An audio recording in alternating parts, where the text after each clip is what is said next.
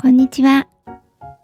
今日のテーマは、初心者向け、絶対に失敗しないミシンの選び方を3ステップで解説します。どのミシンを選べばいいかわからない。安いものと高いもの、どう違うの？そんな悩みを一気に解決します。ミシン選びで後悔しないためには、しっかりポイントを押さえることが大切です。今回は初心者でも簡単に理解できる3つのステップに分けて説明するので、最後までぜひチェックしてくださいね。ミシンを選ぶときに大事なのは、1、用途を決める。2、必要な機能を見極める。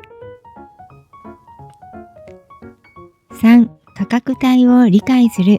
この3つのステップです。これらをしっかり押さえることで、買ったけど使いにくいと後悔することを防げます。では一つずつ詳しく解説していきますね。1、自分の用途を決める。まず最初に考えるべきは、どんな用途でミシンを使いたいのかです。ミシンにはいろいろな種類がありますが、用途に合っていないものを選ぶと使いづらくなってしまいます。例えば、ミシンを使う目的が違えば、選ぶべきモデルも変わります。以下の3つのタイプに分けて考えてみましょう。1つ目は、簡単な裾上げや小物作りをしたい方。この場合は、シンプルな電子ミシンやコンパクトミシンで十分です。初心者向けの安価なモデルでも問題なく使えます。2つ目は、服作りや本格的な作品を作りたい方。この場合は、パワーがあって厚い生地も縫える家庭用のコンピューターミシンがおすすめです。3つ目は、刺繍や特殊な縫い方をしたい方。こちらは高機能なコンピューターミシンが必要になります。刺繍機能がついたミシンなら、オリジナルデザインも簡単に作れます。このようにミシン選びは何を作るかによって大きく変わります。まずは自分がどのタイプに当てはまるかを考えてみてくださいね。2、必要な機能を見極める。次に、ミシンにどんな機能が必要なのかを見ていきましょう。初心者の方にとって便利な機能とそうでない機能をしっかり見極めることが重要です。まず初心者におすすめの基本機能を5つ紹介します。1つ目、自動糸調子。糸の張り具合を自動で調整してくれる機能です。これがないと縫い目がガタガタになりやすく、調整が難しくなります。2つ目、自動糸通し。針穴に糸を通すのが苦手な方には必須。細かい作業が苦手な方でも簡単に糸を通せます。3つ目、フットコントローラー。ペダルを踏むだけでスピードを調整できるので、初心者でも安定した縫い方ができます。4つ目、厚物縫い対応。ジーンズや帆布など厚い生地を縫う予定の方は、この機能があるものを選びましょう。5つ目、水平鎌。糸の絡まりを防ぎ、初心者でもスムーズに縫えるタイプのボビン配置です。逆に初心者の方があまり必要ない機能として多すぎるステッチパターンがあります。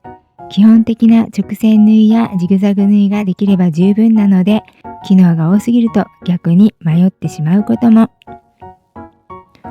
3、価格帯を理解する。最後にミシンの価格についてです。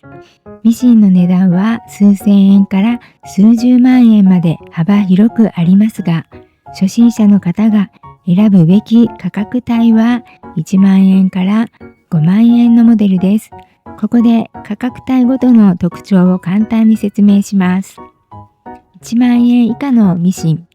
とても安価ですが、パワーが弱く、すぐに壊れやすいデメリットがあります。長く使う予定なら避けた方が無難です。1万円から3万円のミシン、初心者向けのモデルが多く、基本機能が揃っています。ただし、パワーが足りない機種もあるので、用途に合わせて選びましょう。3万円から5万円のミシン、この価格帯になると、安定した縫い心地で長く使えるモデルが増えます。本格的な裁縫を考えている方にはおすすめです。高額なミシンは機能が充実していますが、初心者の方にはオーバースペックになることもあります。最初は手軽なモデルを選び、慣れてきたらステップアップするのがいいでしょう。まとめ。それでは最後に今日のポイントをおさらいします。ミシン選びで大切な3つのステップは、1、用途を決める。何を作りたいのか。2、必要な機能を見極める。便利な機能と不要な機能を理解する。3、価格帯を理解する。初心者向けは1万円から5万円が目安。